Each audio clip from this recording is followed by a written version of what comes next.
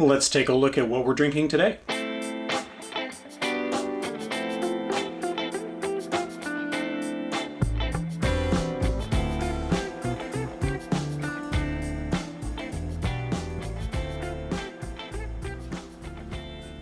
Today, we're going to take a trip down to South America, Argentina to be specific, San Rafael in the Mendoza region to be even more specific, and have a sampling from Bodegas Bianchi.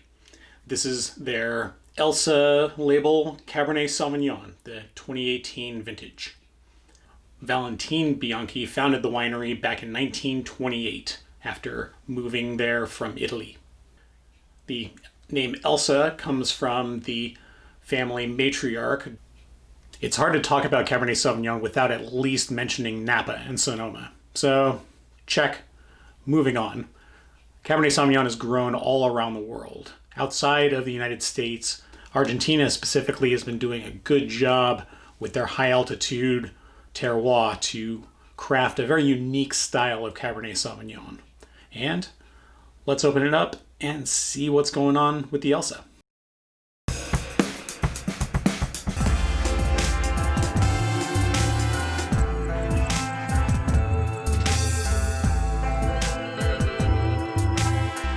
The official tasting notes read, "This Cabernet has a very attractive ruby red hue, complex and spicy aromas that dominate the nose.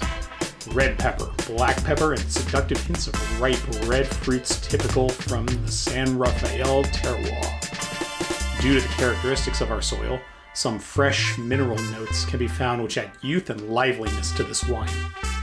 Cabernet Sauvignon is a synonym of elegance, nobility, power, and structure.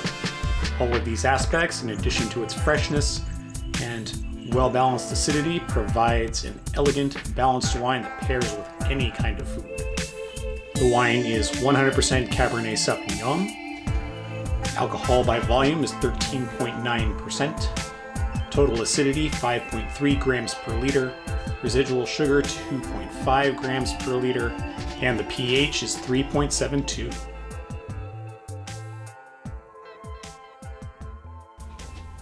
So we got our glass poured, and let's stick our nose in it and see what's going on.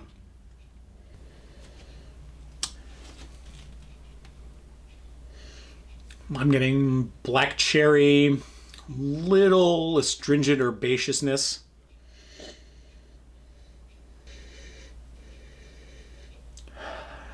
The alcohol is peeking through a little bit, but that's just because there aren't heavy, sweet fruit notes to mask that.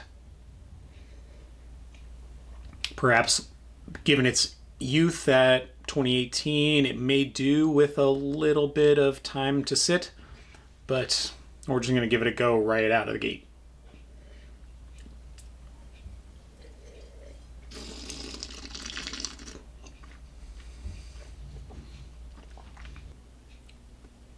Now that herbaceousness sticks through the mid-palate, tapers off on the finish. All in all, this is a very light, and I mean very light Cabernet Sauvignon. You're not getting a lot of assertive fruit notes. Those dark cherry esters on the nose really didn't express themselves in the wine. I do get a little bit of, I'd say, green peppercorns, toe in the line between green and white right here in the front of the cheeks and during the mid-palate. But that along with the herbs are the primary notes that I have for this wine.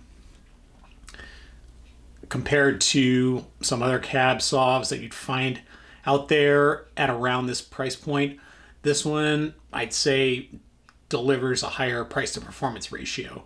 It's not super sweet. It's not super alcohol. Like this clocks in at 13.8%. Very nice balance to it. Easy to drink. Pairing wise, this could go with any kind of cuisine. Definitely better on the lighter side, but very easy to just drink on its own.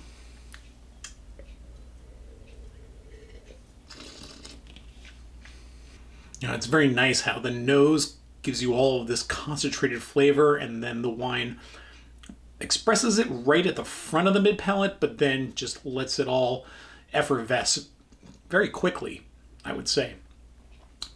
There's a little something for the finish, but right after that sip just now, I'm already feeling like my palate is cleansed and ready for another glass, which I'd say I'm not overly drawn to immediately. It's a nice little take your time kind of a wine, as opposed to others in the dangerously drinkable category where after the flavor kind of dissipates, you just want more.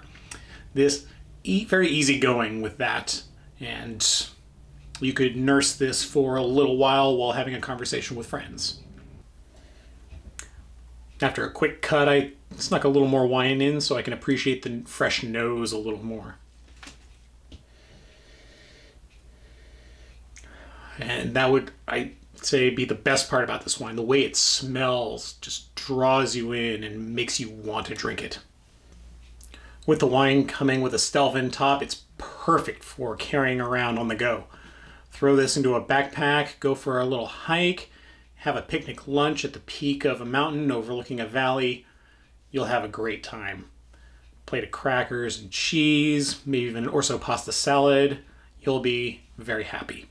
It has enough going on internally to be interesting, albeit it's not quite as deep or complex as one of those other Cabernet Sauvignons that I might have mentioned before that I'm not going to mention again because we all know what I'm talking about without actually talking about it. All in all, price and performance ratio for this wine, fantastic. If you see it on a shelf, pick up a bottle, give it a go, and see what you think of it. So as usual, I'm going to stick a cork in this because even though it's a Stelvin, I really like putting actual corks in things to let it properly age over the course of a day. And we'll see what oxidization does. I've already poured myself down to half a bottle because I might have forgotten to switch a setting on the camera and had to shoot this video twice. It happens. Either way, we'll be back in about 24 hours and we'll see how the wine tastes then. Right about. And we're back. Let's see how this Elsa is today. It's been a little less than 24 hours, but that should be enough time. The nose has lost a lot of fragrance. Very muted. There's still something coming off of it. I'm trying to sort out what it might be. It kind of reminds me of a really mushy strawberry that's been sitting out for a little while, starting to kind of just decompose for a little bit, which sounds like a horrible note, but that's what I'm kind of getting. Now I'm starting to get like a little more perfumey note to it. Still red fruit. It's lost a lot of herbaceousness on the nose that it had yesterday.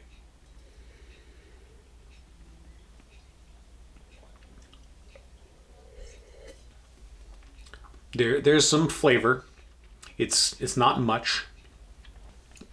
Swishing around shows that there's still some tannins to it.